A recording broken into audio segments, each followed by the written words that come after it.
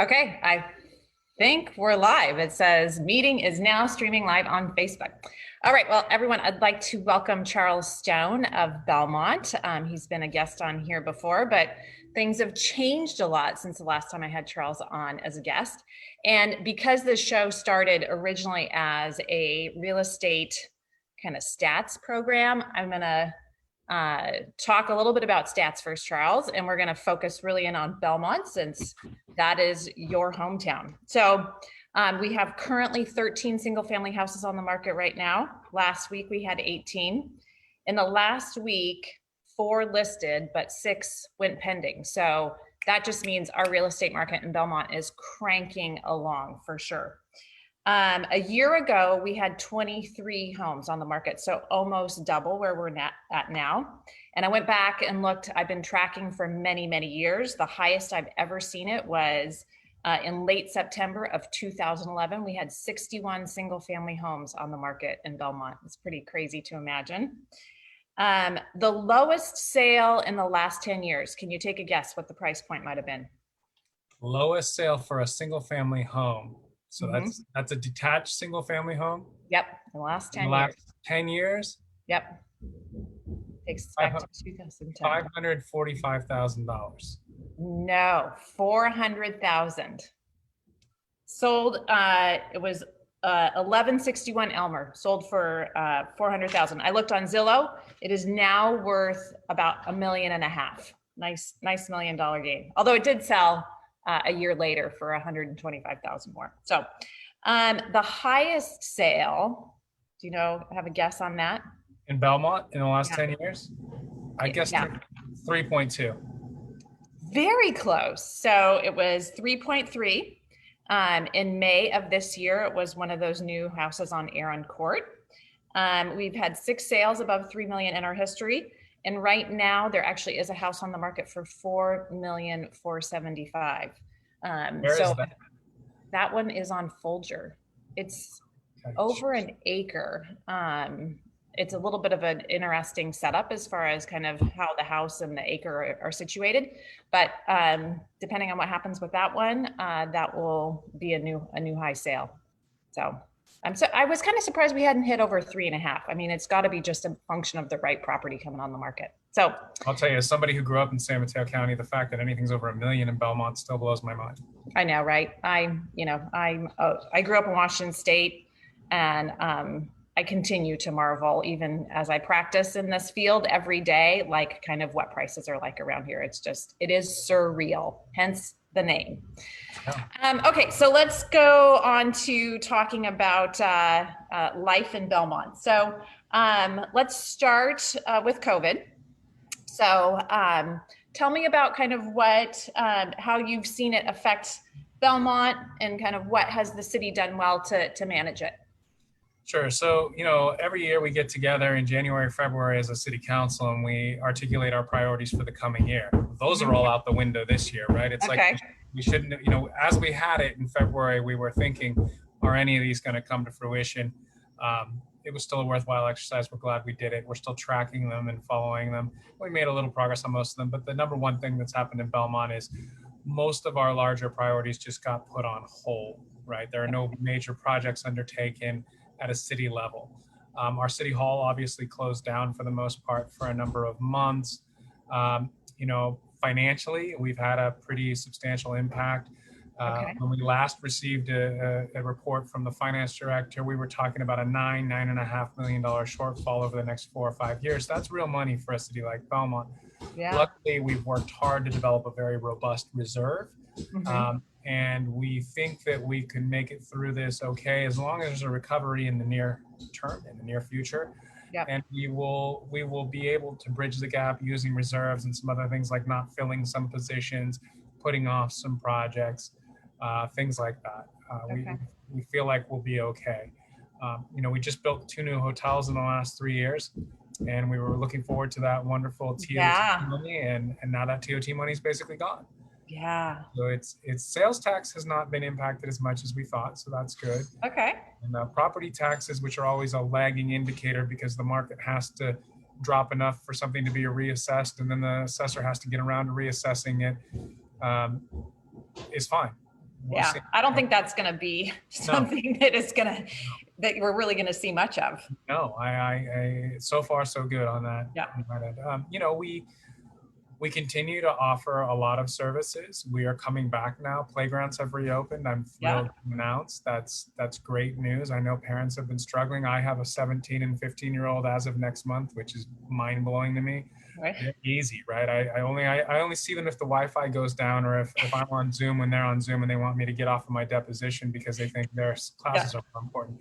Yeah. But I can imagine having a 7 and a 5-year-old not being able to get them out and get to the playground, especially after a day of distance learning. So I'm really happy about that. We've also worked throughout to try to give access to, you know, places like martial arts studios or something in some of the parks for outdoor stuff. You know, I think one of the major changes we've seen is Ralston has never been more passable than it is right now. And for the last 6 months, you know, I end up actually, when I do have to go somewhere, which is rarer and rarer, I end up there early because I'm leaving that extra 15 minutes for Ralston traffic, and it's not. Yeah, that is definitely a very nice change. It is. It is. In terms of what we've done well to manage it, you know, I think we were pretty nimble, pretty fast. I mean, we basically have followed county and state directives the whole time. The one thing we went a little stricter on was requiring face coverings and water dog, for instance. And the reason we did that is because there's lots of places in Water Dog, especially on the back trails, where you simply can't stay anywhere near 6 feet away from someone. And if you're coming around a turn, you don't even know who you're going to walk into. Yep. I think we know now that the chance of outdoor transmission running past someone is pretty low, but we didn't always know for sure. And I'm totally fine being safer than sorrier. Yeah. You mean science evolves? Our information from science evolves? Who knew, right? Right. Yeah. But, you know, I'm actually really proud of that. I know we got, you know, the usual cacophony of criticism on Nextdoor, and which I'm perfectly happy to put up with. But at the end of the day, I think when you don't know exactly what you're dealing with, you err on the side of caution. And so our new city manager, he is still new, which is the unbelievable thing. I think it's just been a little over a year since we hired him, has been doing a great job. It certainly isn't what he thought his first year was going to look like. Our new police chief, who we only hired about a year and a half ago, probably didn't think his first year was going to include this sort of stuff, and he's doing a great job. So, well, that's a good segue. So, one of the things that is different from the last time we spoke is that you know, we had George Floyd's awful death, and a reckoning that the U.S. is, I hope, dealing with, and any changes, you know, that needed to be implemented in Belmont, or you guys thought would be a good idea to implement post that incident? Well, I think we always believe and try to practice a culture of evolution in every one of our departments, but especially I've seen in our police department. We don't rest on our laurels. We have a phenomenal police department. I'm not aware of any entrenched problems, but we wanted to make sure. So I believe we were the first city in San Mateo County to form a council subcommittee to look at police procedures, policies, budget, as well as mental health and wellness, because that's a component of this as well. Yep. And so Julia Mates, my colleague Julia Mates, and my colleague Davina Hurt are on that subcommittee. They're hard at work. They've done some listening tours with the community. And, you know, I myself have reached out to people and been available to listen. Some people don't want to talk. The number one thing I hear from people is, we know that there's a national problem and there's systemic racism, so your police department has to be racist. I'm not saying that's the number one position held by people, but the people who contact me seem to have that position. And I would gently push back on that. Yeah. I can't tell you that there's no racism in our police department. What I can tell you is I haven't seen any vestiges of it. Now, that doesn't mean that we're not part of a larger system that has issues. We are. Right. But in terms of what we've done, our department has never been more diverse than it is right now. We have de-escalation training that is part of the curriculum for all of our officers. And we've had instances where we can show it works. We had a guy with a gun, allegedly, at the Caltrain station 4 or 5 years ago. Turned out he didn't have a gun, but he had his hand back in his waistband. And one of our officers was the first on scene, de-escalated the situation. You could easily see that fact pattern evolving a different way in another part of the country. Yeah. So, but we want to know for sure that we're doing things as well as we can. So we're looking at our use of force, and the 8 can't wait. And, people are going to have different opinions. Our council is going to have different opinions, and we're going to work together to build consensus and make something even better than it already is, because that's how we do things. Yeah, right. I mean, it's a wonderful opportunity for every department, no matter how good they think they're doing, to revisit what those procedures are and really think about what. And I know we have a bit of time, but I will give a quick plug too. I thought it was just remarkable, the former Carlmont and current Carlmont students who joined together to do a march down Ralston, a peaceful march and then a peaceful rally at Twin Pines Park was just phenomenal. Mayor Lieberman and I were there. We marched with them, as did Councilmember McCune, and there were no incidents. And not only do I applaud them for their advocacy and activism, I applaud our police department for reaching out to them early and saying, we're here to help. Do you want us involved? We'll march with you. They didn't want them to march with them. Police department said, fine, we won't march with you. Yep. We will keep a respectful distance. But we shut Ralston down as soon as we heard that they were going to do it. And everybody seemed to think it was a very good event and powerful. Yeah. I'm sorry I missed it. I had heard about it after the fact, and would have loved to have been involved with it. Okay, so the other day, you and I got into a little disagreement on Facebook about Prop 15. And I thought, oh crap, like this is not the guy I want to get into a disagreement with. He's an attorney, he's a politician, he's way ahead of me on this one.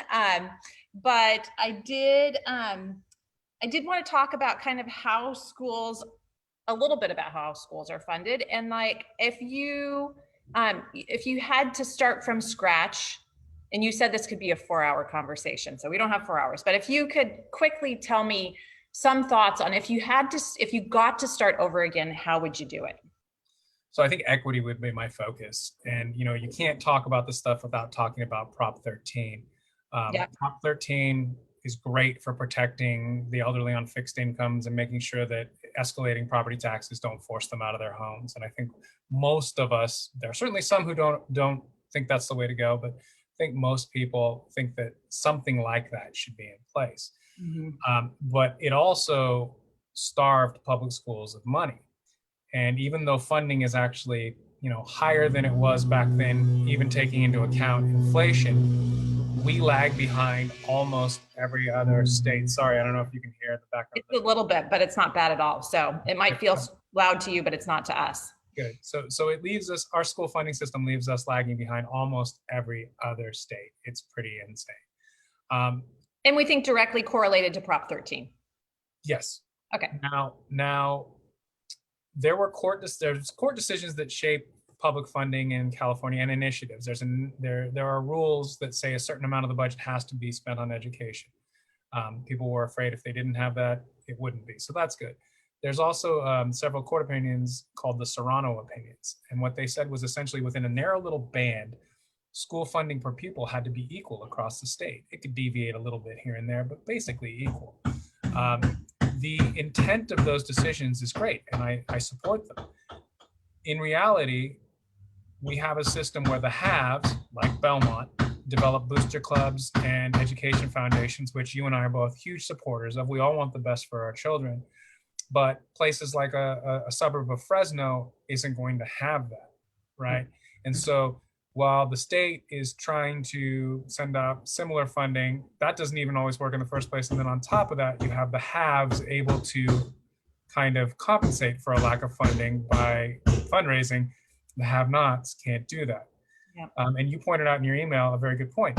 We get vast disparities, even with the local control, local LCCF, local control, LCFF, local control funding formula that was passed a few years ago, has helped with equity, but not completely. And I could talk about the formula for 4 hours, and I'm not even sure I fully understand it.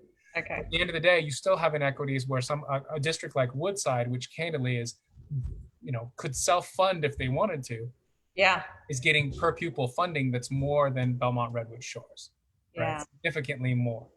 And so if I could burn it all down and start from the beginning, the first thing I would focus on is equity with the Holy Grail, which is building in some sort of a cost of living escalator or de-escalator because, you're obviously going to have to fund a school differently in Belmont than you are in Fresno, because teachers are going to need to make more to live in Belmont than they are in Fresno. So Great far, we point. haven't cracked that nut, right?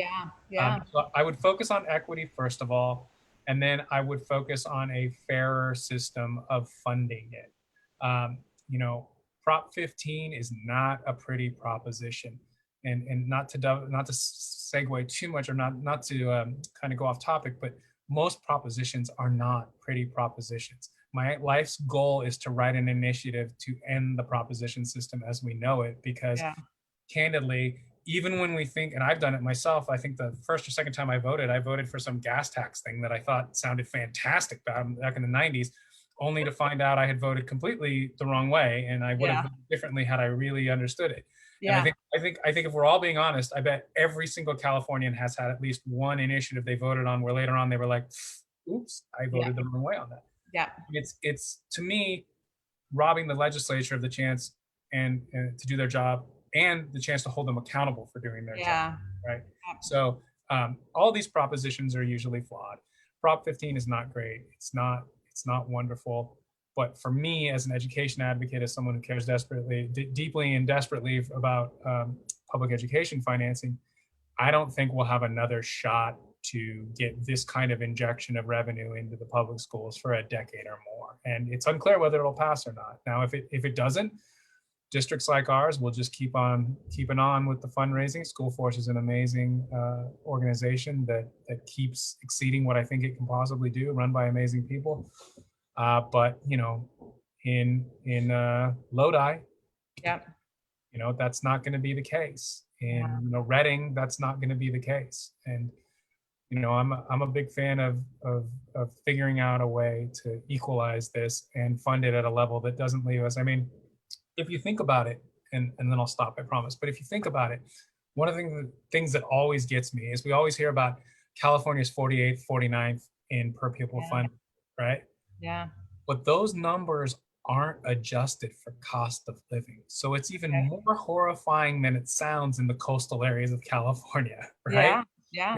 You're 48th, 49th in the country, but on top of that, you're pretty much the most expensive state. So what does that mean? That means our teachers really aren't making what they should be making. And we really don't have enough for school supplies and everything like that. So I like I said, I could go on for 4 hours, and I'd be lying to you if I told you I understood LCFF the way I should. I used to know, before LCFF passed, I used to know this stuff nails, the difference between a basic aid district and another type of district, but then the rules all changed, and I've kind of followed it and I understand it at a high level. But these are, seriously 4 or 5 hour symposiums taught by people, and then I'm not even sure they fully understand it. When I first researched Prop 13 and education funding in law school as an independent study project, there's a great quote in a Public Policy Institute of California manual put out on this, which was, there's 3 people in California who say they understand public school funding. One of them's lying, one of them's crazy, and one of them's dead. So, and then there's the rest of us. Yes, we're muddling our way through.